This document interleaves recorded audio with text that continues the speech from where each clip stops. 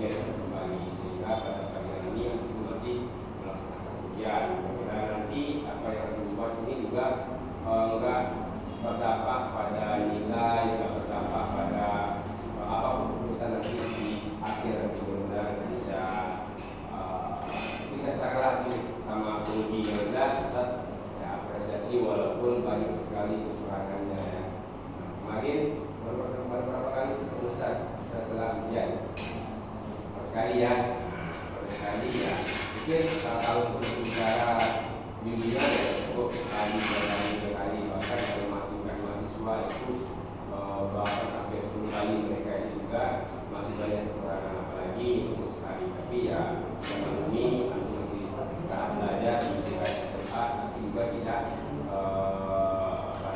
tidak menjadi keringanan kalau aku di tingkat SMA. Kalau bisa lebih baik, kenapa harus kita sepelekan? Baik, itu aja dari Ustaz. Silakan diikuti aja ujian ini sesuai dengan akan diikuti dan juga di revisi yang perbaikan nanti silakan diikuti aja. Kemudian dari Ustaz ada semangat yang saya ingin nanti mendapatkan hasil yang terbaik. Amin. Demikian dari Ustaz dan Terima kasih kepada Ustaz Dawi atas sambutan dan juga apresiasinya pada kelompok 23. Baiklah, acara selanjutnya adalah seminar yang akan disampaikan oleh tim 23. Pada tim 23 silakan. Durasi maksimal berdasarkan tulis 15 menit. Assalamualaikum warahmatullahi wabarakatuh.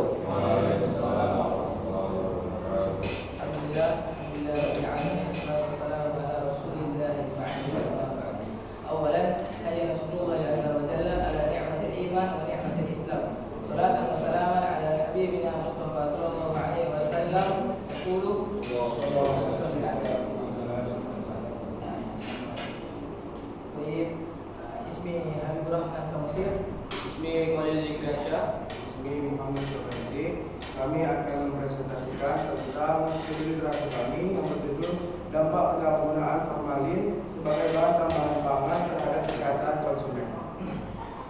Baik, akan dilanjutkan oleh Habibur Rahman.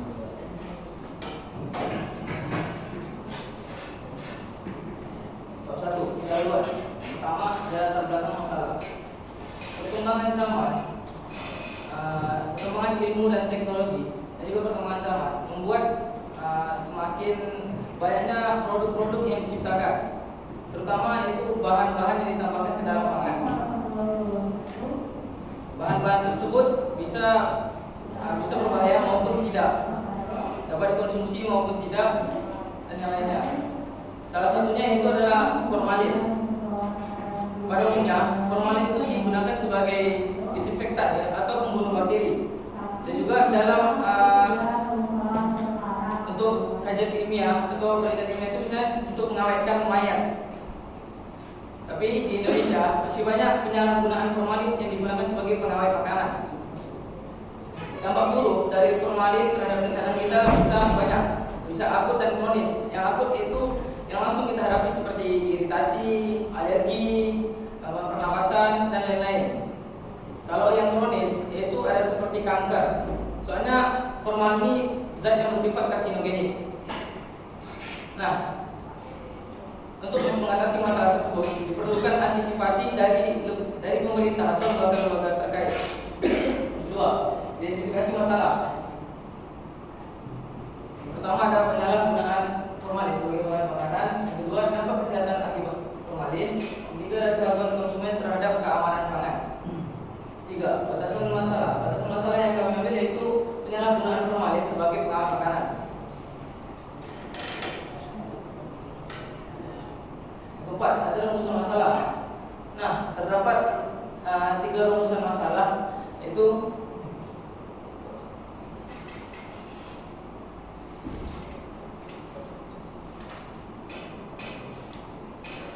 yang pertama yaitu bagaimana dampak penyalahgunaan formalin, bagaimana praktik penyalahgunaan formalin dalam produksi pangan di Indonesia. Yang ketiga ada langkah-langkah antisipasinya. Terus ada yang kelima, tujuan penelitian. Berdasarkan 3 masalah tersebut, terdapat pula 3 tujuan penelitian, yaitu meneliti, mengidentifikasi dan mencari langkah-langkah terbaik untuk mengantisipasi masalah tersebut. Yang keenam ada manfaat penelitian. Diharapkan dapat memberikan pemahaman lebih tentang risiko dari bahaya formalin, dan juga penelitian ini manfaat yang lainnya seperti meningkatkan keselamatan pangan, melindungi kesehatan konsumen, dan bisa menjadi panduan produsen untuk menciptakan produk pangan yang aman. Bab 2, landasan teori. A. Bahan tambahan pangan. Bahan tambahan pangan yang tercantum dalam Undang-Undang Republik Indonesia Nomor 18 Tahun 2012. Dan juga ada Peraturan Menteri Kesehatan Nomor 33 Tahun 2012 yang mengatur tentang bahan tambahan pangan. B. Formalin. Pengertian formalin menurut Arisboro.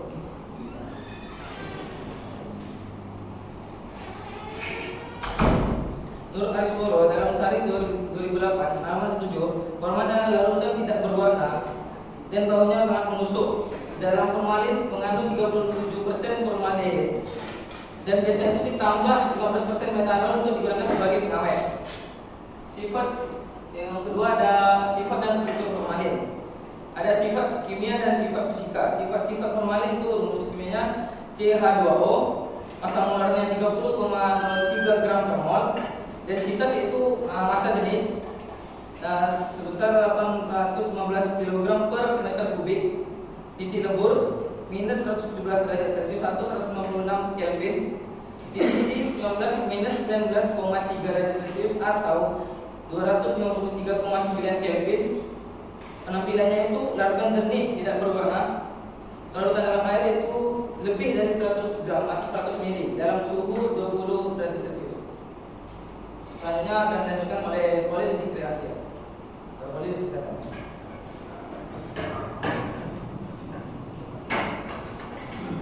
Baik, saya akan melanjutkan bagian 3. Yang ketiga yaitu metode penelitian. 1. Jenis penelitian. Dalam penyusunan tugas akhir ini, penyusun menggunakan jenis penelitian berupa penelitian kepustakaan atau library research. Penelitian kepustakaan adalah teknik pengumpulan data dengan cara melakukan penelitian terhadap buku, literatur, catatan, serta berbagai laporan yang berkaitan dengan masalah yang ingin dipecahkan. Selanjutnya, yang kedua ada prosedur penelitian. Prosedur penelitian adalah langkah-langkah sistematis yang diikuti oleh seorang peneliti dalam rangka untuk menjawab atau mencapai tujuan yang telah ditetapkan. Selanjutnya, yang ketiga ada sumber data. Sumber data pada metode penelitian perpustakaan adalah data scholar. Data scholar digunakan untuk mendukung analisis yang dilakukan oleh peneliti yang bersangkutan. Selanjutnya, yang keempat ada teknik pengumpulan data. Teknik pengumpulan data yang digunakan adalah studi kepustakaan. Studi kepustakaan adalah suatu kegiatan penelitian yang dilakukan dengan cara mengumpulkan sumber data dari data yang sudah dipublikasikan. Selanjutnya yang kelima ada teknik pengumpulan data. Setelah data-data yang diperlukan untuk penelitian sudah terkumpul, langkah selanjutnya adalah melakukan analisis yang bertujuan untuk menarik suatu kesimpulan. Selanjutnya yang keenam ada teknik pengabsahan data. Teknik pengabsahan data ini bertujuan untuk menjamin bahwa semua data yang telah kita teliti dan amati sesuai dengan data yang sesungguhnya ada dan memang benar-benar terjadi.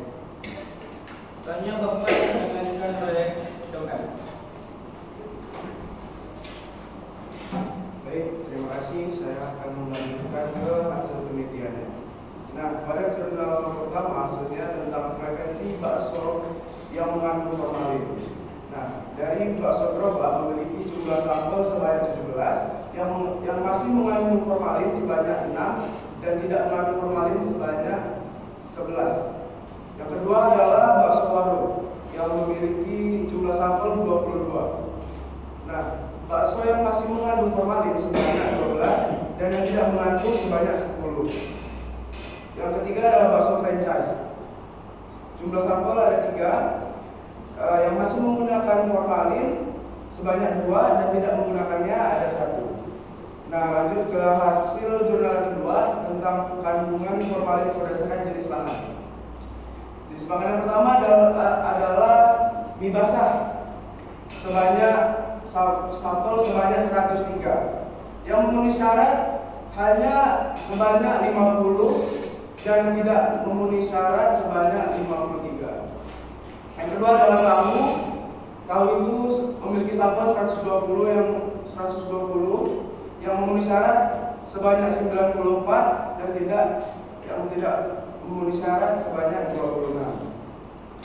Kita masuk ke pembahasan jurnal yang pertama yang berjudul identifikasi formalin pada bakso yang dijual pada beberapa tempat di Kota Padang.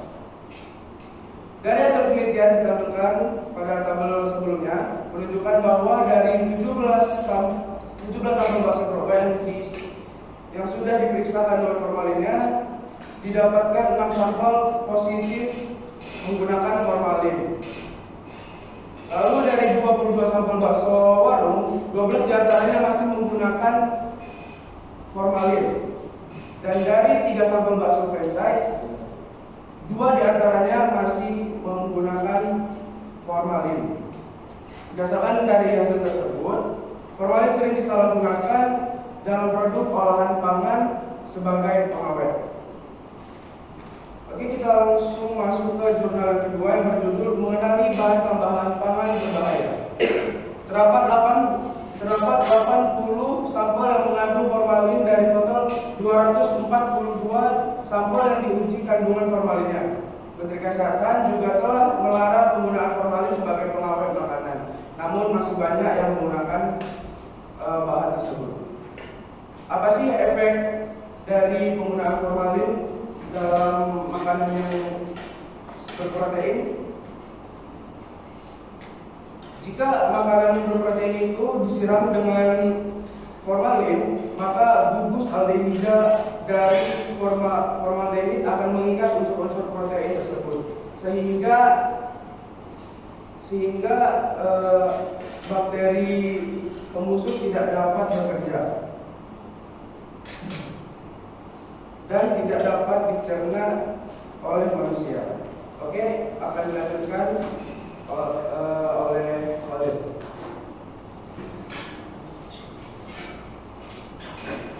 Yang terakhir ada penerima penutup. Pertama ada kesimpulan. Penggunaan formalin sebagai pengawet makanan masih meresahkan, terutama ditemukan pada sampel bakso gerobak. Alasan penggunaan termasuk kemudahan, ketersediaan dan harganya yang murah. Faktor-faktor lainnya yaitu rendahnya pengetahuan konsumen, kondisi ekonomi, dan minimnya regulasi. Selanjutnya yang kedua ada saran. Saran yang pertama adalah peningkatan edukasi dan kesadaran. Yang kedua, penguatan regulasi dan pengawasan. Yang ketiga, promosi penggunaan bahan pengawet yang aman. Dan yang terakhir ada penegakan hukum yang tegas. Sekian presentasi dari kelompok kami. Assalamualaikum warahmatullahi wabarakatuh. Baik, terima kasih kepada kelompok 23 atas presentasinya. Baik, kita masuk ke acara selanjutnya, yakni perbaikan dan pertanyaan dari Ustadz Fahmi selaku penguji 2. Pada Ustadz Fahmi, waktu dan tempat dipersilahkan. Untuk waktunya 20 menit ya, Ustadz. Baik, kalau saudari nanti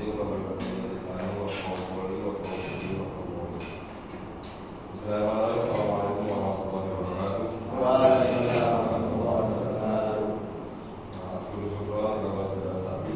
Allah jika tahu ini tentang kebebasan dianjurkan ada mampu. Sekarang saya ingin langsung ke poinnya. Yang pertama itu kita buka satu pendahuluan. Pertanyaan besar pertama, kenapa harus formalin? Di antara data yang berbahaya. Di sini kan ada 2 penguji. Penguji yang pertama ini adalah Satidal yang paham soal kimia. Penguji kedua ini adalah Ustadz.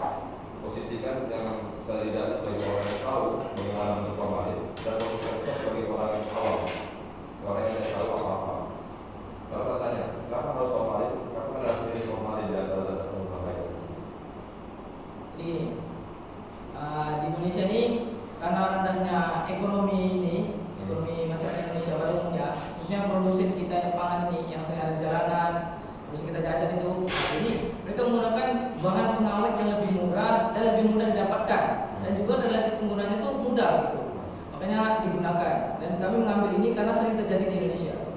Tolong jawaban kami dicantumkan di pendahuluan. Ya. Dengan begitu kami masyarakat awam mengetahui apa alasan kalian memilih formalin. Yang pertama.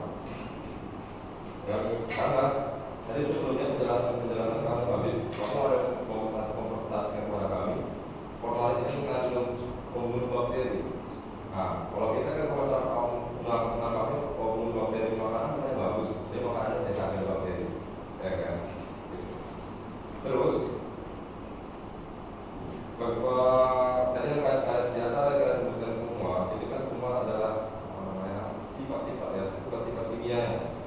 Kalau kita pengen tanya, apa ciri-ciri formalin?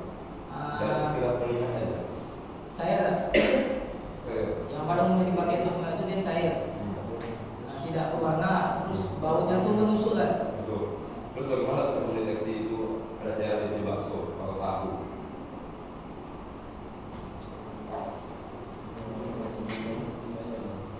Ya, kalau tujuh atau tidak salah ya? Nah, coba gimana? Bagaimana kita tahu ada formalin di dalam bakso ini? Berapa tak ini fungsinya? Terus kita dari takjil nih, ada bakso itu, ambil lah. Kita nggak tahu dia bagaimana.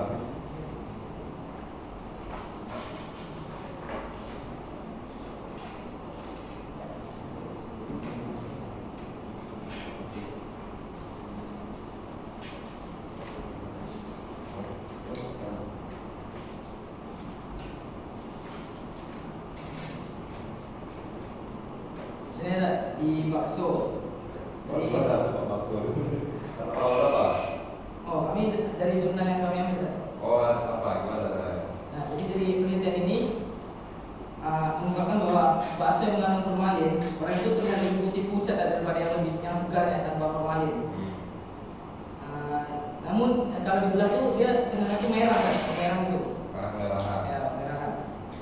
Dan juga aroma daging itu nggak terlalu kuat karena udah ada campuran formalinnya yang mengurangi aroma daging tersebut. Itu sama kan kalau dengan bakso yang campur tepung? Nah, makanan. Sama. Sama. Terus gimana bedanya?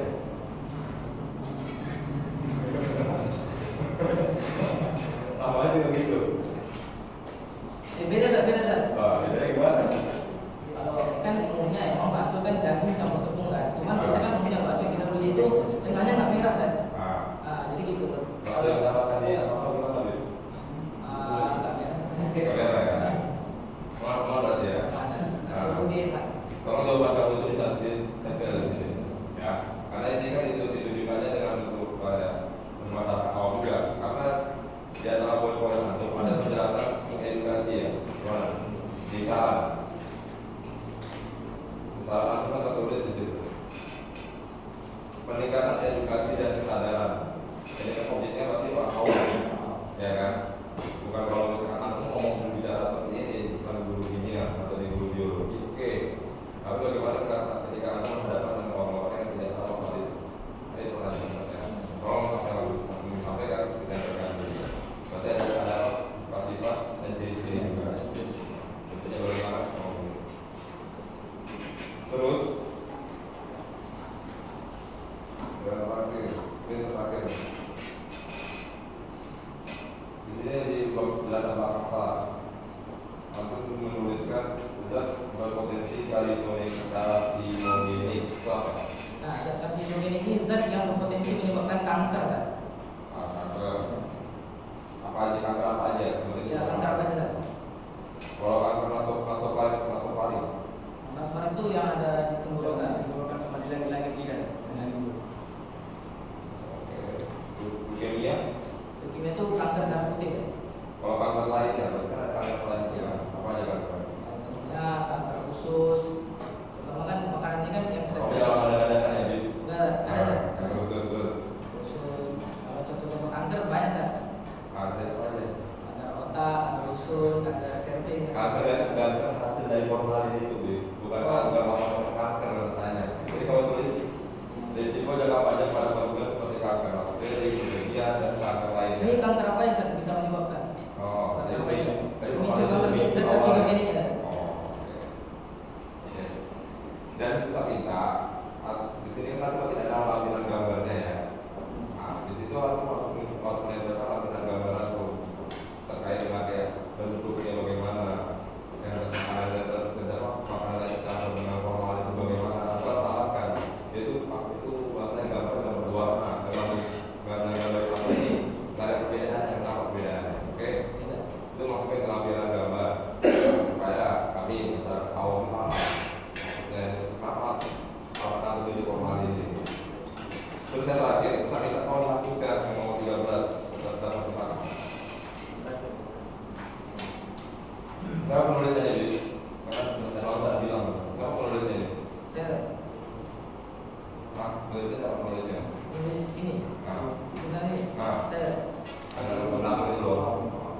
Ini karena nggak muat di sini, jadi dia ke sini. Itu halaman yang dari 3 sampai dengan 13 kan? Tapi kan lagi tuh benar juga. Ini karena mau ini spasi langsung. Spasi jadi satu di situ nggak potong. Oke. Nggak kira kamu akses link. Jangan akses link ya kalau akses link. Mungkin kita jadi kita. Assalamualaikum warahmatullahi wabarakatuh. Baik, terima kasih kepada Ustadz Fahmi atas pertanyaan dan juga pertanyaan dan juga perbaikannya.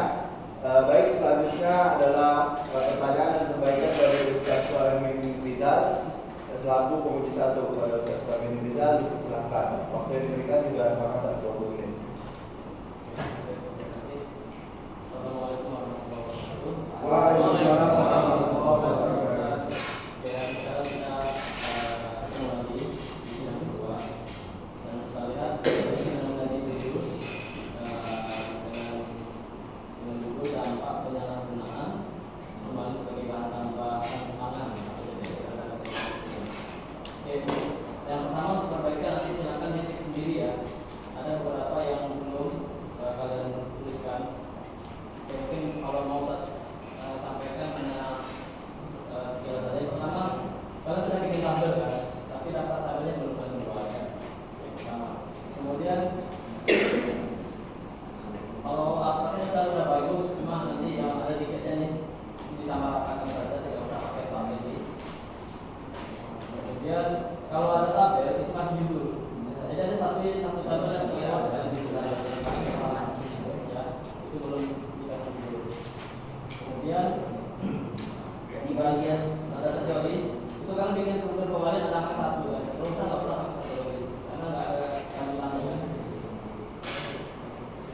Oke, terus ya lagi Ustaz sudah cek juga perbedaan antara sidang pertama dan kedua itu kan yang paling fatal kan di data pusaka. Nah kali ini sudah bagus nih, tapi memang masih ada beberapa nama yang belum kalian masukkan ke dalam data pusaka atau Ustaz yang mungkin lewat. Yang pertama saya tanya di halaman 9 atas nama Maulidian tanggal 21. Itu saya lihat belum ada di data pusaka. Atau Ustaz yang mungkin terlewat bisa ada. Berarti lewat ya? Oke, lewat. Nah kemudian Sari yang kalian dalam Sari itu sebenarnya 2021 atau 2028 yang benar. Halaman 6 coba ya. Halaman 6 itu kan pakai 2028. Sementara di data pesawat pakai 2021. Ini caranya beda banget ya. Ini belum dicantum kan? Oh, belum dicantum. Makanya begitu tolong diperhatikan ya, kan jadi pembelajaran tuh. Terus satu lagi di data pusaka atas nama Nur Kamidah ada nggak di sini Pak? Belum ya? Seharusnya tuh menurut kami itu nggak ada kan? Ini yang lama yang daftar pusaka kemarin cuma belum hapus ya. Berarti masih belum apa istilahnya ya? Belum maksimal lah kali ini ya. Harus diteliti soalnya kalian bukan sendiri bertiga. Ya harapan besar sebenarnya di sidang kedua ini yang kayak gitu udah ada lagi. Oke, sekarang saya mau tanya begini. Yang pertama metode dulu deh, metode di bab 3. Saya tanya sama Sokan. Sokan jenis penelitian kalian apa? Jenis penelitian ini perpustakaan. Jenis penelitian Perpustakaan. Oke. Kemudian teknik pengumpulan datanya dari berbagai jurnal yang sudah di. oh, ya, jadi tekniknya teknik apa yang kalian pakai? Teknik pengumpulan data. Coba bingung.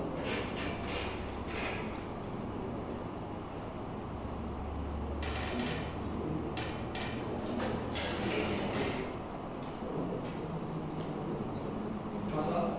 Ya.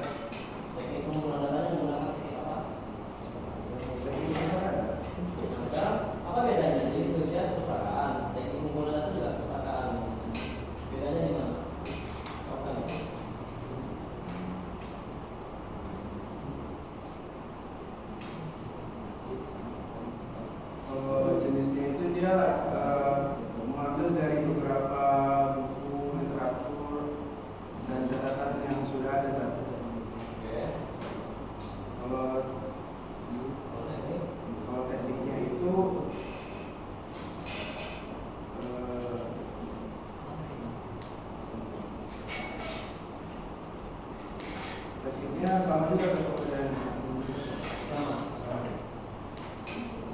Berarti buat apa kalau begitu di konteks itu kalau anda bersama dengan sesuatunya? Pasti ada bedanya kan?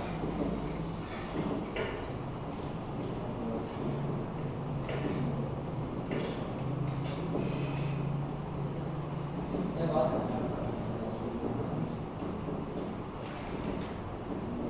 yang berbeda juga ini Ustaz, paparan tahapannya Ustaz. Kalau dari teknik pengumpulan datanya ini, yang pertama kan ada materi di pustakanya Ustaz. Ya.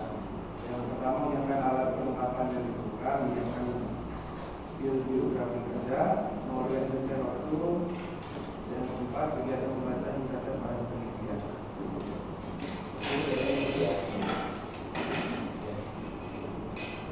Baik, sekarang di TA kalian yang kedua ini untuk kimianya udah cukup saya, juga bagus. Cuma sayangnya dari judul dengan hasil pembahasan itu masih belum sinkron pada halaman 10. Ya, judul kalian apa?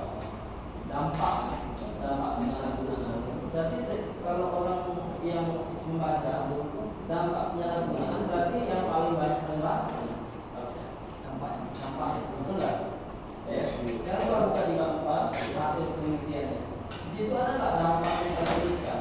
Ada ini teman-teman di bahasa, berarti nggak dari hasil. Apakah benar seperti itu? Apakah sudah sesuai seperti itu? Jadi harusnya gimana? Harusnya di hasil juga disentuhkan. Ya. Saya saja sini tidak ada. Ya, kalau pembahasan itu kan kayak penjelasan lebih detail terkait dengan apa tadi. Kalau hasil ini ya udah hasil dari jurnal kalian itu, jurnal kalian yang pada dapat dua itu. Ya. Itu yang pertama dari hasil. Nah sekarang saat tadi ke Khalil, coba lihat di pembahasan artikel 1, jurnal 1. Judulnya kan identifikasi pemakai pada bakso yang dijual pada beberapa tempat di olahraga. Nah, tadi kata Habib, pembahasannya dampaknya dari pembahasan. Saya tanya sama Khalid, apa dampak yang ada di pembahasan di jurnal 1? Ada nggak ada? Nah,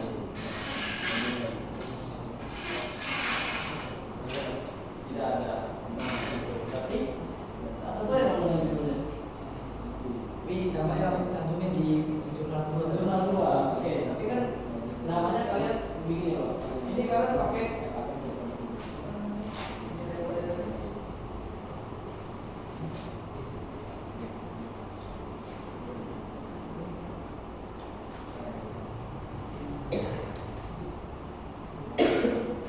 Khalil ini mulai teknik analisis apa? Teknik analisis apa? Analisis data. Iya, analisis datanya berupa apa? Yang dipakai teknik yang lebih bagus. Analisis konten, konten itu mana sebenarnya? Mencari lewat ini ya. Sisinya sudah. Kan ada dua jurnal nih. Ya. Kan ada konten sama komparatif. Ya kan? Harusnya bagaimana kalau konten? Isi kan? Boleh. Analisis isi kan? Analisis Isi jurnal. udah gitu doang. Kalau yang dikatakan analisis isi itu dua jurnal yang kalian dapatkan itu, oke lah, pertama boleh terpisahkan, terus yang kedua akan digabungkan. Itu konsen. Beda sama kalau komparatif itu dua yang akan perbandingkan. Kalau seperti ini saya sama ke komparatif ya. Karena tidak ada gabungan dari dua artikel. Kalau masih gabungan masih bergila. Dari gabungan tadi di jurnal 2, di jurnal 2 itu ada pembahasan tentang dampak, walaupun tidak terlalu banyak ya, setidaknya ada gitu di paragraf kedua. Nah, jadi harapan usul itu antara judul dengan yang masih pembahasan itu nyambung ya, tapi ternyata di jurnal 1 tidak. Karena saya lihat dari artikel kalian yang pakai di sidang pertama itu artikel 1 dan 2 dapat dua-duanya. Makanya untuk untuk judul berikutnya kemarin sempat Ustaz sarankan mungkin apa lagi. Tapi ternyata kalian lupa membahas tentang dampak dari sini. Jadi lebih banyak dampak. Kalaupun mau menjelaskan tentang kandungan formalin segala macam itu boleh, itu penunjang. Ya nanti setelah itu baru ke dampak. Jadi banyak dampak. Jadi nanti lebih banyak perbaikannya. Judulnya ini saya rasa balik ke soal bisa masih dipertahankan di dapat penyalahgunaan. Masih Bisa. Kenapa? Caranya gimana? Mungkin terjadi dari keterangan Seperti apa itu?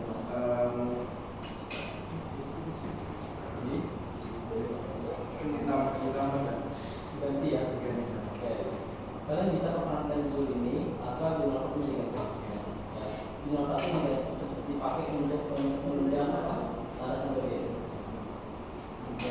Tapi kalau mau pertahankan jurnal 1 dan 2, judulnya ganti.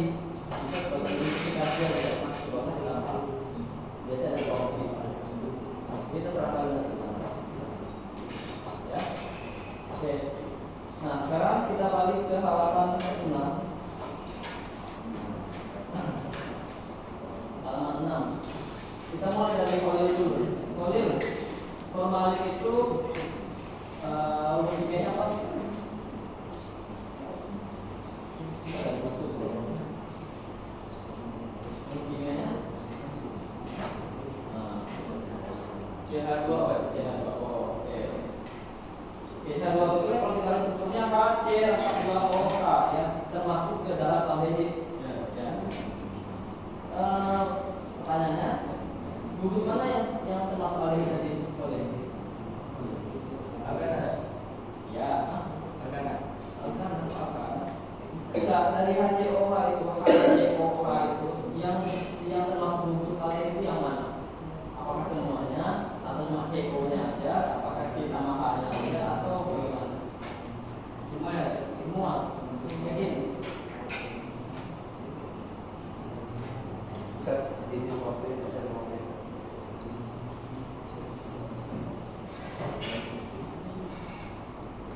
Sokan? Yang mana sokan? Gugus aldehid yang mana? Pasti harus tanya. HCOH itu gugus aldehid yang mana?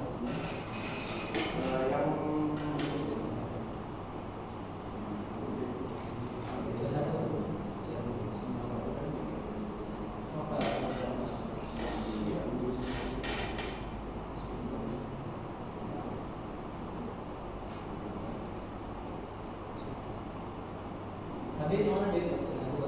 CH2. Belum ada. Ini yang ada itu 12 dok. Ada COH-nya itu. Sementara apa satu lagi itu sebagai pelengkap aja.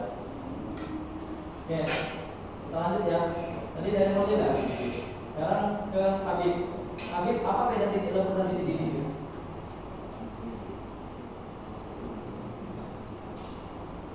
Titik lembutnya minus 117 derajat Celcius atau 156 Kelvin. Titik didihnya sekian. Coba.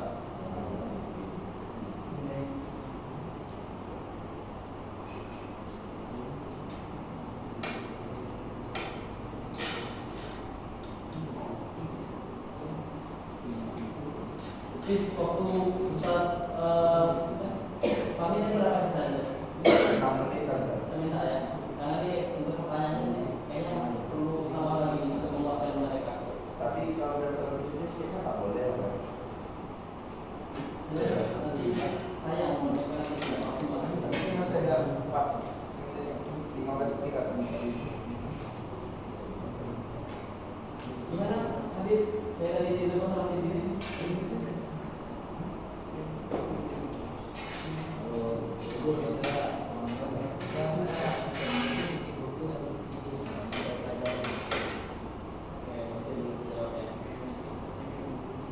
Boleh, tidur seperti ini apa bedanya?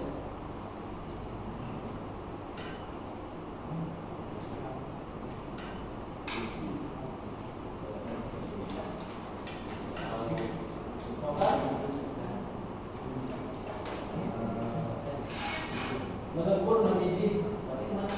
Bedanya mana?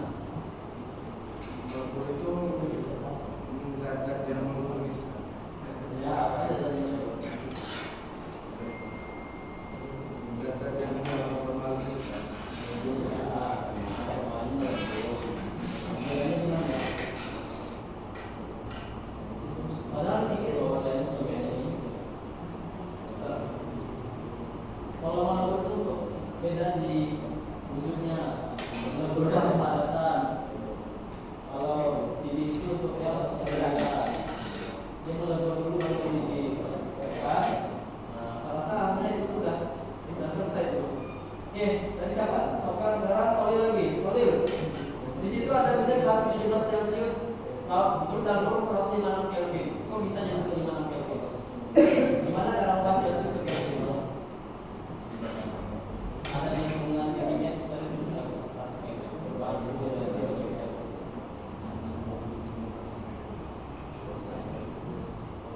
Ya, ini 117 Celcius dikira jadi 156 Kelvin.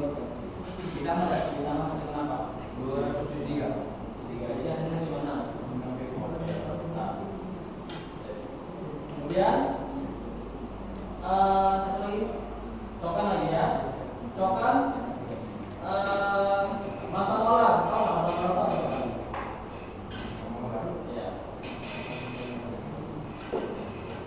Masa molar 30,03 gram per mol.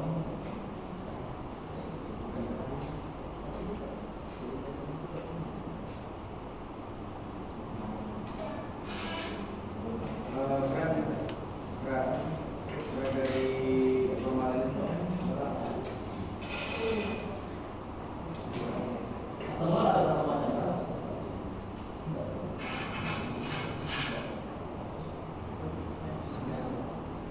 Molar ada berapa macam? Masa molar satu.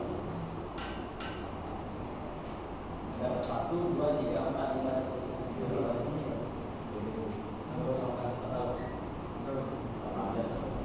Oke, Habib ada berapa molar? Oke, Habib dapat 30,03 itu dapat, bisa nggak? Bisa. Bisa. Kalau bisa nggak? Masa molar itu MR, bis air kan bis air gitu. Namanya air MR, air apa? Relatif. Masa aku relatif MR. Masa molekul relatif. Nah, sekarang MR-nya 30, berarti dapat dari mana 30? Bisa nggak kira? Ada yang bisa? Bisa siapapun? Dapat 30? Bisa 33. Tidak. Boleh? Atau gini deh, ARC berapa? 16.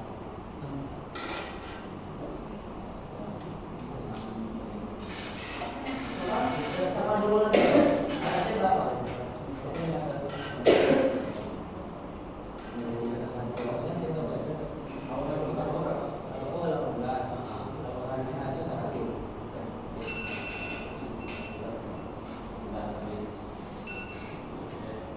Jadi sama ya, CH20 itu kan namanya C1, C12, A1, A16 digabungin kata 30. Dari situ ya, oke lah. Ustaz tuh sebenarnya berapa kali kalian tuh bisa jawab pertanyaan seperti itu, karena Ustaz nanya tuh nggak aneh-aneh lagi, nggak yang ribet-ribet, paling yang ada di sini aja sih. Gitu aja ya. Baik, Ustaz tutup. Assalamualaikum warahmatullahi wabarakatuh. Baik, terima kasih kepada Ustaz Karmin Rizal atas penilaian dan juga pertanyaannya. Selanjutnya adalah penilaian kelulusan tim pengaji, dan untuk audiens dan tim pengaji diharapkan untuk bisa meninggalkan ruangan sejenak.